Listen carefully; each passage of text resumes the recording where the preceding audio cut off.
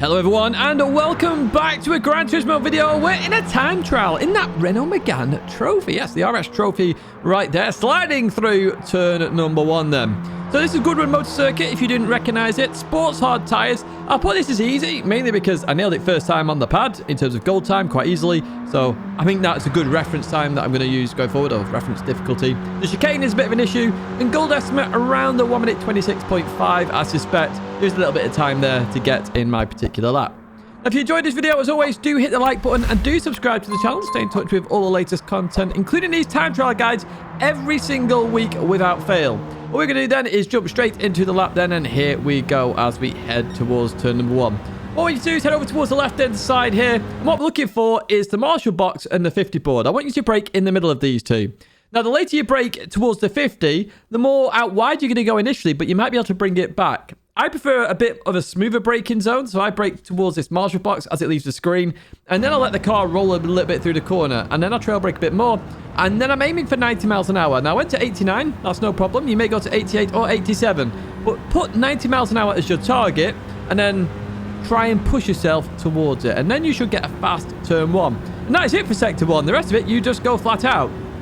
In terms of gear changing, make sure you rev the car to the limits. And as we head towards this right-hander here, then on the left-hand side, we've got all the marshals sat there. This is a lovely brake marker. You can see I've just come off the throttle now. I'm going to hit the brakes. Now, I'm just going to hit the brakes briefly, and I'm going to drop a gear and let the car roll through this corner, okay? Now, you may have to stabilize the car a little bit, because when you drop a gear, the car may oversteer. As I come in here, though, notice there, I let the car roll and then accelerate a little bit. You don't have to do that. And at the end of that escape road on the right-hand side, that is your brake marker for this left-hander.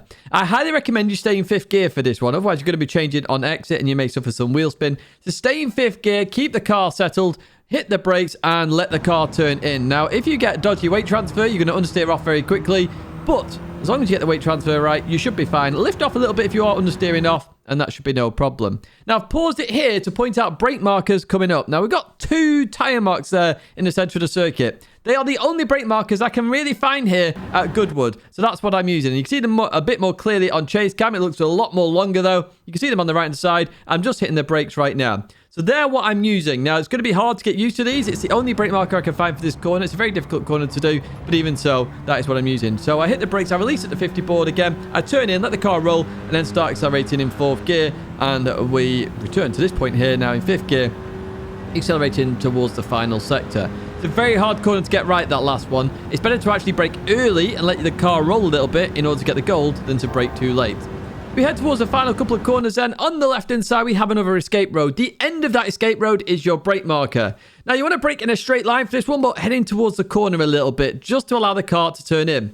You're going to drop to 4th gear during the braking phase as well, which may cause some oversteer, but that can actually be beneficial sometimes. Let's see what happens here then. So I dropped to 4th gear, and actually it's quite smooth there on the wheel. We continue on around then, and what we're looking for on the left-hand side is that Marshall box. The Marshall boxes are your best friend here in terms of markers, and that's what I'm using for the final brake marker.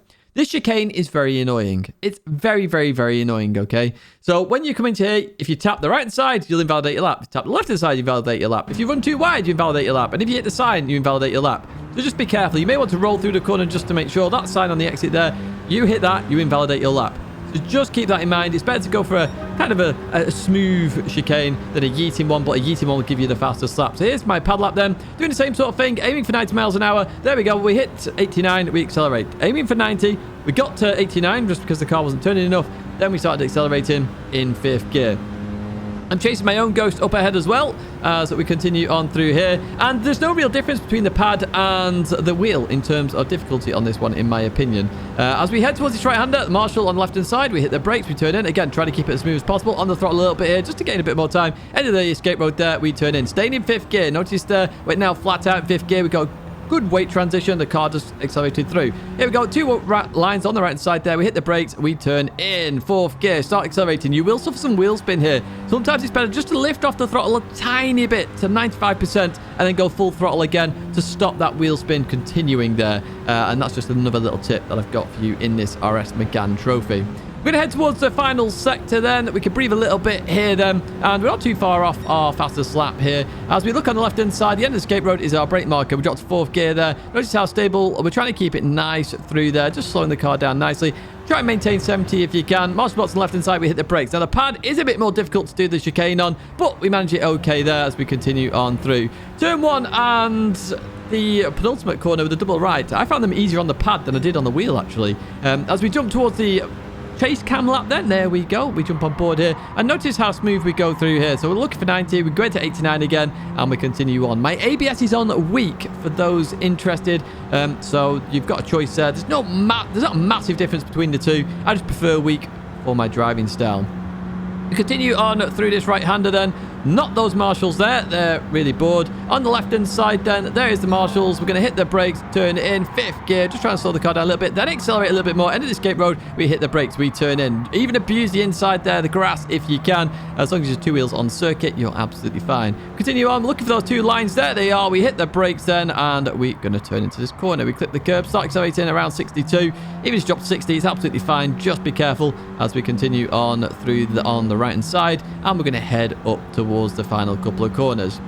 That corner is difficult. You're going to have to get used to that brake marker. It's the only one I could find of obvious. If you've had a different one, do let us know in the comments, because I'll pin the comment for sure so other people can see it. And the escape road here is your brake marker. Now we're going to delay the gear change here on the wheel for some reason, but dropping to 4th earlier is better. Through there we go then, staying above 70. Looking for the marshal box on the left hand side. We're going to hit the brakes, turn in. Now I do have the brakes mid-chicane here. Don't have to do that. Obviously that causes a bit of issue sometimes on exit. Just let the car roll if you are struggling. But we're going to head towards the line here then, and that is a 124.5. It's quite high on the leaderboards. You can chase both this lap, which is the wheel lap, and the pad lap in terms of ghosts. Just look for them on the leaderboard. You might have to scroll down a bit further on the pad lap. That was a 24.9, but you will find it eventually, and it gives you something to chase. Knowing it's a pad lap as well, which is where people do struggle in terms of they want to chase pad versus pad.